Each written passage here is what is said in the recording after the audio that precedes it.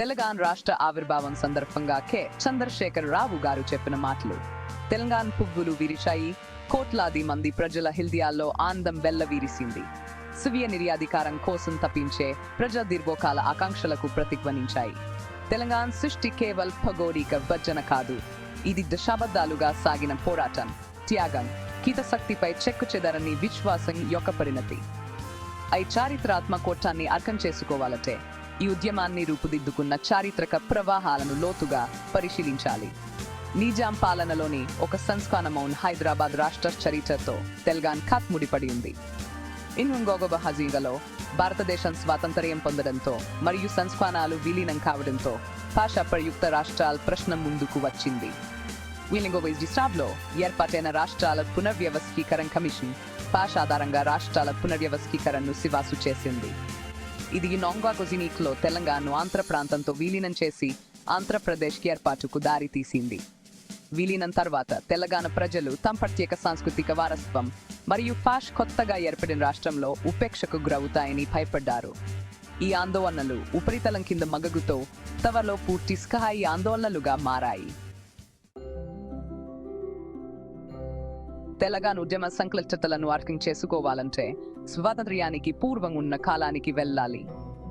హైదరాబాద్ నిజాం పాలలో ఉన్న తెలంగాణ ప్రాంతం ప్రత్యేకమైన సాంస్కృతిక మరియు పరిపాలనా స్వరూపాన్ని కలిగి ఉంది. బ్రిటిష్ పాలనలో ఉన్న ఆంధ్ర ప్రాంతంతో పోలిస్తే భూ యాజమాన్యం మరియు విద్యకు ప్రాప్తిలో అసమానతతో తెలంగాణ ఒక సామంత వ్యవస్థలో నడుస్తుంది.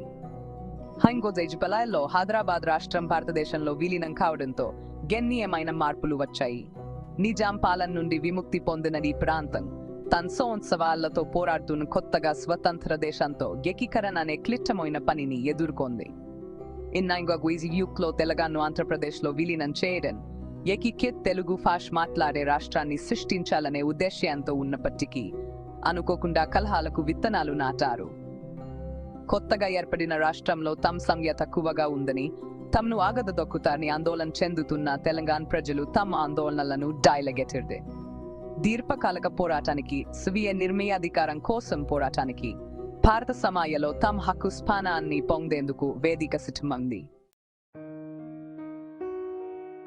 తెలంగాణ ఉద్యమ సారాంశంలో ప్రత్యేక సాంస్కృతిక గుర్తింపును కాపాడుకోవాలనే మరియు ప్రోత్సహించాలే లోతైన కోరిక ఉంది. ఆంధ్ర ప్రాంతం కంటే గణనీయంగా భిన్నంగా ఉన్న వారి భాష, సాహిత్యం మరియు సంప్రదాయాల పట్ల తెలంగాణ ప్రజలు ఎంతో గర్వపడ్డారు. వారి మాండలిక లయబద్ధమైన శబ్దం నుండి వారి సాంప్రదాయ దుస్తుల యొక్క శక్తివంతమైన రంగుల వరకు తెలంగాణ ఒక ప్రత్యేకమైన సాంస్కృతిక చిత్రాన్ని కలిగి ఉంది. దానిని వారు తీవ్రంగా రక్షించుకోవాలని కోరుకున్నారు. సాంస్కృతిక సమీకరణ పెంగ్ వారి వారసత్వం కనుమరుగవుతుందనే పెంగ్ ఉద్యమంలో లోతుగా ప్రతిధ్వనించింది. పాటలు మరియు పద్యాలు ప్రతి సొట్టం సాధనాలుగా మారాయి. వారి హృదయ విదారక సాహిత్యం వారి సాంస్కృతిక మూలాలను కాపాడుకోవాలని నిశ్చయించుకున్న ప్రజల భావనలను ప్రతిధ్వనిస్తుంది. అయితే తెలంగాణ కోసం జరిగిన పోరాటం కేవలం సాంస్కృతిక ఆకాంక్ష చేత మాత్రమే నెప్పడలేదు.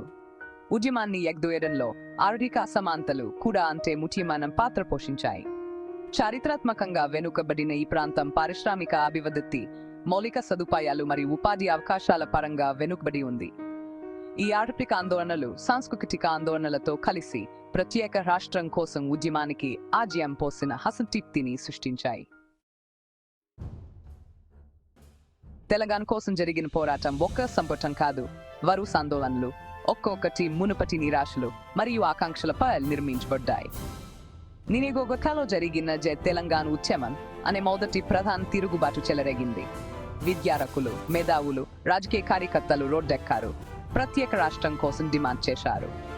ఉద్యమం చివరికి అణచివేయబడినప్పటికీ తెలంగాణ సమస్యను జాతీయ దృష్టికి తీసుకువచ్చింది. జిడీలు మరియు గలంకాసింగలో ఉద్యమ తీవ్రతలతో తగ్గుదల కనిపించింది, కానీ అంతర్నిహిత అసమాధానాలు అలాగే ఉన్నాయి. రాజకీయ పార్టీలు తెలంగాణ సమస్య యొక్క భావోద్వేగ శక్తిని గుర్తించి తమ సొంత ఎజెండాలను ముందుకు తీసుకెళ్లడానికి తరచుగా దానిని ఉపయోగించుకున్నాయి.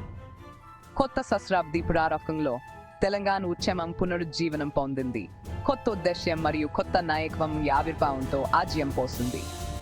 ఈ ప్రాంతం యొక్క నారిని లోతుగా అర్పణ చేసుకుని ఒక చరిష్మాత్మక నాయకుడు కె చంద్రశేఖరరావు ఈ 10 ఏళ్లలో తెలంగాణ రాష్ట్ర సమితి నిష్క్రమించారు. తెలంగాణకు రాష్ట్ర హోదా సాధించడంపై తన చెక్కు చెదరని దృష్టితో టెర్రస్ త్వరగా ప్రజాదందుంది. జూన్ తెలంగాణ అధికారికంగా భారతదేశంలో 28వ రాష్ట్రంగా జన్మించింది. వీధుల నుండి పార్లమెంటు వరకు కీలక వ్యక్తులు మరియు సంఘటనలు, అన్ని ముఖ్యమైన సామాజిక మరియు రాజకీయ ఉద్యమాల మాదిరిగానే తెలంగాణ ఉద్యమం కూడా కీలక వ్యక్తుల చర్యలు కీలక సంఘటనలచే రూపుదిద్దుకుంది. కేసీఆర్ అని ప్రేమగా పిలువబడే చంద్రశేఖర్ రావు ఉద్యమానికి నిర్వివాద నాయకుడిగా అవతరించారు. తన రాజకీయ చతురతతో కూడిన కారణం పట్ల ఆయనకున్న చెక్కు చెదరని విద్వత్త ప్రజలు సమీకరించడంలో మరియు కేంద్ర ప్రభుత్వంతో చర్చలు జరపడంలో కీలక పాత్ర పోషించింది. మరో ప్రముఖ వ్యక్తి ప్రొఫెసర్ జయశంకర్ ప్రత్యేక తెలంగాణ కోసం చారిత్ర, సాంస్కృతిక మరియు ఆర్థిక సమరలను వివరించడంలో కీలక పాత్ర పోషించిన ప్రత్యేక మేధావి మరియు కార్యకర్త. ఈ కౌన్సిల్లో మిలియన్ మార్చ్ అన్ని రంగాల ప్రజలు హైదరాబాద్పై దిగి వచ్చిన భారీ ర్యాలీ ప్రత్యేక రాష్ట్రానికి విస్తృత మద్దతును ప్రదర్శించింది. ఈ కాలంలో కేసీఆర్ చేపట్టిన నిరాహార దీక్ష సమస్యను జాతీయ దృష్టికి తీసుకువచ్చింది. పెరుగుతున్న అశాంతిని గమనించవలసి వస్తుందని ప్రభుత్వాన్ని బలవంతం చేసింది.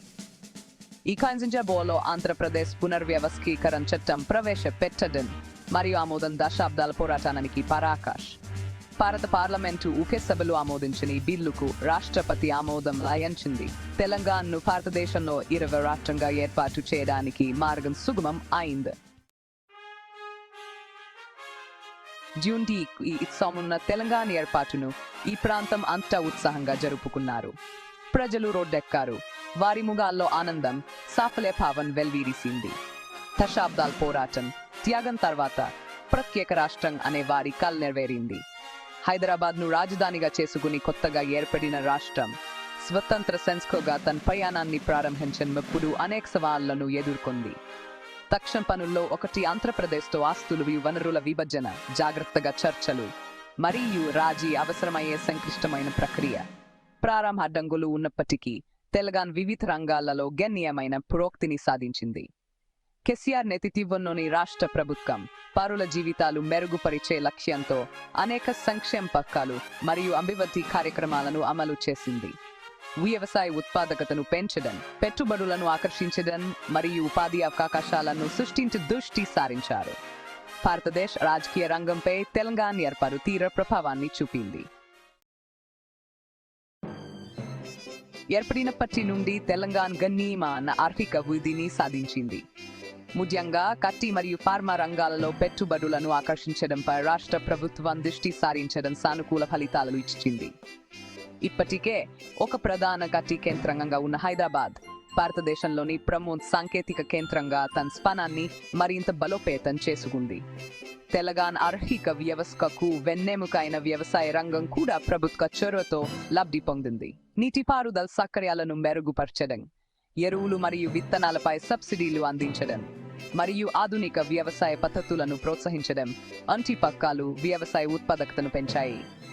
ఈ ప్రాంతాన్ని సంవత్సరాలుగా పీడిస్తున్న దీర్ఘకాలిక విద్యుత్ కొరతను తీర్చడంతో పాటు విద్యుత్ రంగంలో కూడా రాష్ట్రం పురోగతి సాధించింది. మొత్తం మీద ఆర్థిక వృద్ధి ఉన్నప్పటికీ రాష్ట్రంలోని వివిధ ప్రాంతాల మధ్య అసమానతలు కొనసాగుతున్నాయి. ముఖ్యంగా యువతలో నిరుద్యోగం ఆందోళనకరంగా ఉంది. ప్రభుత్వం స్థిరమైన నీటి నిర్వహణ పద్ధతులకు ప్రాధాన్యత ఇవ్వాలి మరియు నీటి సంరక్షణ సాంకేతికతలో పెట్టుబడులు పెట్టాలి. తెలంగాణ ఏర్పాటు కేవలం రాజకీయ విజయం కాదు, ఇది సాంస్కృతిక గుర్తింపుకు విజయం.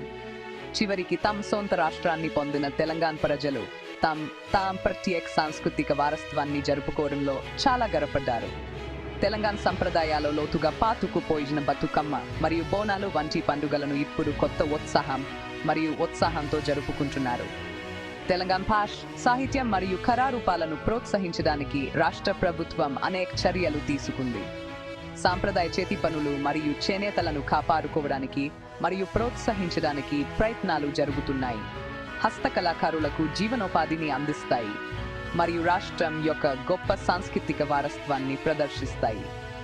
సాంస్కృతిక గుర్తింపు యొక్క కరువీకరణ కూడా తెలంగాణ చరిత్రపై కొత్త ఆసక్తిని కలిగించింది. సాంస్కృతిక గుర్తింపు పునరుజ్జీవనం తెలంగాణ ప్రజల్లో గర్వం మరియు అనుబంధం యొక్క భావాన్ని కలిగించింది. ఈ సాంస్కృతిక పునరుజ్జీవనం కొత్త రాష్ట్రంగా తెలంగాణ ప్రయాణంలో అంతర్భాగం దాని వర్తమానాన్ని రూపొందిస్తుంది మరియు దాని భవిష్యత్తును ప్రభావితం చేస్తుంది. తెలంగాణ సాపేక్షంగా చిన్న రాష్ట్రం అయినప్పటికీ జాతీయ వేదికపై ఇప్పటికే తన ఉనికిని చాటుకుంది. ముఖ్యంగా పట్టి రంగంలో రాష్ట్రం యొక్క ఆర్థిక ప్రగతి భారతదేశం యొక్క మొత్తం వృద్ధికి గణనీయంగా దోహదపడింది. సంక్షేమ పథకాలు మరియు మౌలిక సదుపాయాల అభివృద్ధిపై దృష్టి సారించి తెలంగాణ అభివృద్ధి నమూనాను ఇతర రాష్ట్రాలు అధ్యయనం చేసి అనుకరించాయి. జాతీయ రాజకీయాలలో కూడా తెలంగాణ చురుగ్గా పాల్గొంటోంది. రాష్ట్రంలో అధికారంలో ఉన్న పార్టీ అయిన టీఆర్ఎస్ రాష్ట్రాల హక్కుల కోసం మరియు కేంద్రం నుండి అధికారాల వికేంద్రీకరణ కోసం వాదించే ముఖ్యమైన రాజకీయ శక్తిగా అవతరించింది. జాతీయ ప్రాముఖ్యత కలిగిన అంశాలపై రాష్ట్ర ప్రభుత్వం స్వరం వినిపిస్తోంది, విధాన చర్చలకు దోహదపడుతోంది మరియు భారతదేశంలో సమాజవాదంపై చర్చను రూపొందిస్తోంది.